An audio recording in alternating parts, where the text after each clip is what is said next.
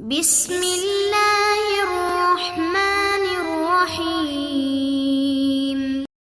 عزیز طلبہ کرام، آپ سب کیسے ہیں؟ آج ہم اصول شاشی کے سبق نمبر 157 کو پڑھیں گے، اور آج کے سبق کا عنوان ہے بیان تغییر کی بعض صورتوں کا بیان۔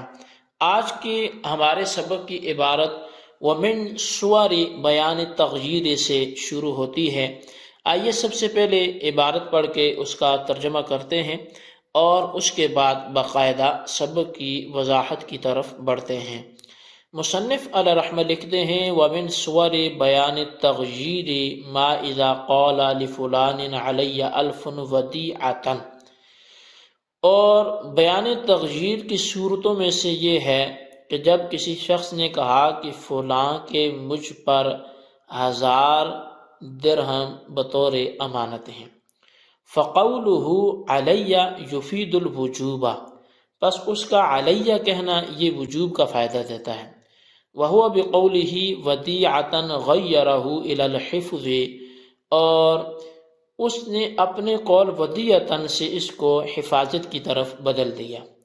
وقولہ اعطیتنی او اسلفتنی الفا فلم اقبضھا من جملۃ بیان التغییر، اور اس کا یہ کہنا کہ تو نے مجھے 1000 دیے تھے یا تو نے 1000 روپے کی بے سلم کی تھی تو بس میں نے اس پر قبضہ نہیں کیا تھا۔ یہ تمام بیان تغییر کی صورتیں ہیں۔ وَقَذَا لَوْ قَالَ لِفُلَانٍ عَلَيَّ أَلْفٌ ضِيُوفٌ، اور ایسے ہی حکم ہوگا اگر کسی شخص نے کہا کہ فلاں کے مجھ پر 1000 کھوٹے سکے ہیں۔ وَحُکْمُ بَيَانِ التَّغْيِيرِ أَنَّهُ يَصِحُّ مَوْصُولًا وَلَا يَصِحُّ مَفْصُولًا، اور بیان تغییر کا حکم یہ ہے کہ وہ موصولاً ملا ہوا تو صحیح ہے، لیکن مفصولاً الگ طور پر، انفصالی طور پر صحیح نہیں ہوگا۔ ثم بعد هذا مسائل اختلف فيها العلماء، پھر اس کے بعد کچھ ایسے مسائل بھی ہیں جن میں علماء کرام کا اختلاف ہے۔ انہا من جملۃ بیان التغییر، کہ بے شک وہ بیان تغییر کی صورتوں میں سے ہیں۔ فَتُصِحُّ بِشَرْطِ الْوَصْلِ، تو پھر تو وہ وصل کی شرط کے ساتھ صحیح ہوں گے۔ او من جملۃ بیان التبدیل، یا پھر وہ بیان تبدیل کی صورتوں میں سے ہیں۔ فَلَا تَصِحُّ، پس وہ صحیح نہیں ہوں گے۔ وَسَيَأْتِي طَرْفٌ مِّنْهَا فِي بَيَانِ التَّبْدِيلِ، اور ان میں سے کچھ مسائل کا بیان وہ بیان تبدیل میں آئے گا، تو ادھر ہی اس کی وضاحت ہم سنیں گے۔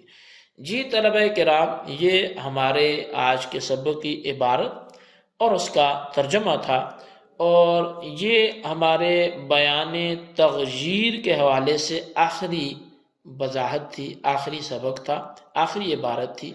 اسی پر ہمارا بیان تغییر بھی اپنے اختتام کو پہنچتا ہے۔ اب آئیے اس پڑھی ہوئی عبارت میں جو فوائد ہیں، جو وضاحت ہے، ہم اس کو سمجھنے کی کوشش کرتے ہیں۔ ومن صور بیان تغییر سے پہلے مصنف نے بیان تغییر کی مجموعی لحاظ سے 3 صورتیں بیان کی تھیں۔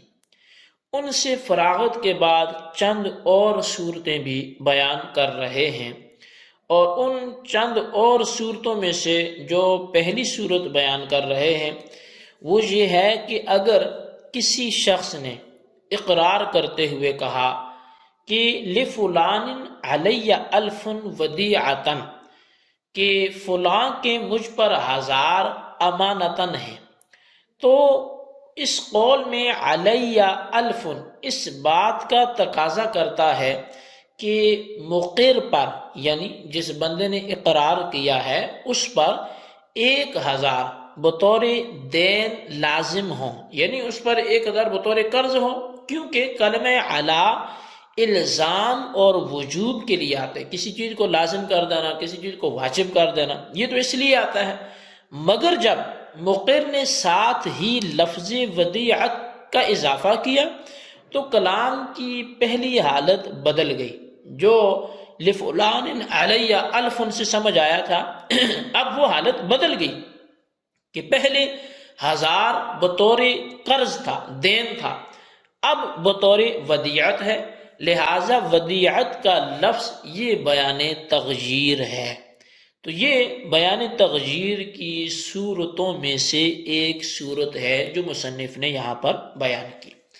اب اسی بیان تغییر میں سے دوسری صورت، کسی شخص نے کہا اعطیتنی الفا فلم اقبضھا، کہ تو نے مجھے 1000 ادا کیا مگر میں نے اس پر قبضہ نہیں کیا۔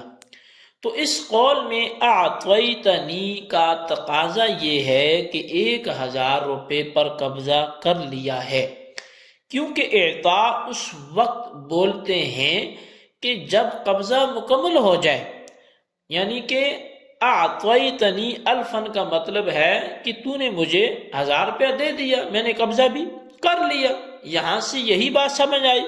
مگر جب متکلم نے فلم اقبضھا کہا تو پہلے کلام کی کیفیت بدل گئی، اب سمجھ آ گئی کہ نہیں قبضہ تو ہوا ہی نہیں، لہٰذا معلوم ہوا کہ 1000 کے دینے کا وعدہ ہے۔ اس کلام میں فلم اقبضھا کے جو الفاظ ہیں یہی بیان تغییر ہے۔ تو اب یہ دو صورتیں ہوں گی بیان تغییر کی جو آج کے سبق میں ہم نے پڑھی۔ اب تیسری صورت، اسی طرح اگر کسی شخص نے یوں کہا اسلفتنی الفا فلم اقبضھا، کہ تو نے مجھے 1000 بطور بے سلم دیے مگر میں نے ان پر قبضہ نہیں کیا۔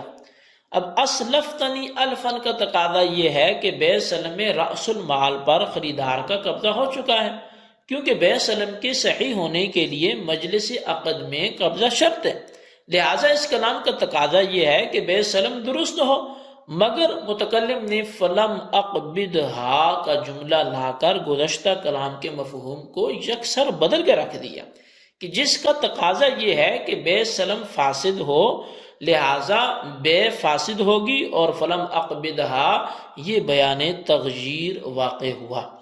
اسی طرح چوتھی صورت وہ یہ ہے کہ اگر کسی شخص نے لفلان علی الف ضیوف کہا، تو اس کلام میں علی الف کا تقاضا وہی بات ہے کہ یہ تھا کہ 1000 کھرے مراد ہوں، کیونکہ الف مطلق ہے اور مطلق سے فرد کامل مراد ہوتا ہے، اور فرد کامل عمدہ درہم ہے، مگر جب متکلم نے ضیوف کا لفظ استعمال کیا تو ضیوف کا حکم لگایا تو گزشتہ کلام کی حالت بدل گئی کہ 1000 کا اقرار عمدہ کا نہیں بلکہ کھوٹے درہموں کا ہے۔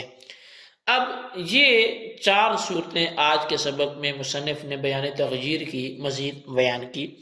اب بڑھتے ہیں بیان تغییر کا حکم کیا ہے۔ تو بیان تغییر کے حکم کو مصنف و حکم بیان تغییر سے بیان کرتے ہیں، وہ یہ ہے کہ اگر بیان تغییر کا کلام متصلاً ہے، یعنی ملا ہوا ہے، تو بیان تغییر درست ہوگا کہ بیان اور مبین کے درمیان فاصلہ نہیں ہے، اور اگر بیان اور مبین کے درمیان فاصلہ ہو تو بیان تغییر درست نہیں ہوگا۔ یہی مذہب صحابہ کرام اور ائمہ مجتہدین کا ہے۔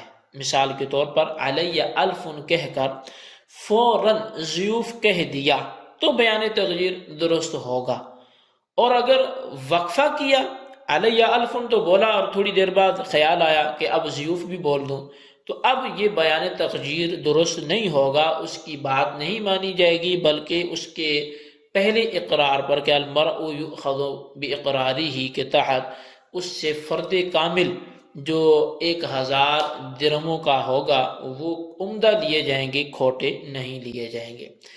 اب ثم بعد ھذا مسائل کے حوالے سے مصنف فرماتے ہیں اس عبارت سے کہ بیان تغییر کے مذکورہ مسائل کے علاوہ چند اور مسائل بھی ہیں کہ جن میں علماء کرام کا اختلاف ہے کہ ان کا تعلق آیا بیان تغییر سے ہے بھی یا نہیں، کہ جس میں کلام کا متصل ہونا شرط ہے، اب ان کا تعلق بیان تغییر سے ہے یا ان کا تعلق بیان تبدیل سے ہے، کہ جو نہ اتصالاً درست ہے اور نہ انفصالاً درست ہے۔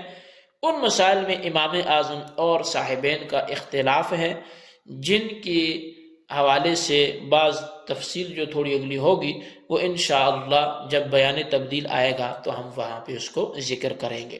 بہرحال یہ بیان تغییر کے حوالے سے آخری کلمات یہی تھے۔ آج کے سبق میں ہم نے بیان تغییر کی بعض صورتوں کو پڑھا۔ اس سبق کو خلاصہ تن اپنے رجسٹر پر نوٹ کریں، بالخصوص ان سوالات کا جوابات بھی دیں۔ سوال نمبر 1 یہ ہے کہ بیان تغییر کی جو بعض صورتیں مصنف نے بیان کی ہیں اس میں سے کوئی ایک مثال سے واضح کریں۔ سوال نمبر 2 یہ ہے کہ بیان تغییر کا حکم کیا ہے، تحریر کریں۔ اللہ تبارک و تعالیٰ سے دعا ہے جو کچھ ہم نے پڑھا سنا اسے یاد رکھنے کی توفیق نصیب فرمائے، آمین بجاہ نبی الامین صلی اللہ علیہ وسلم۔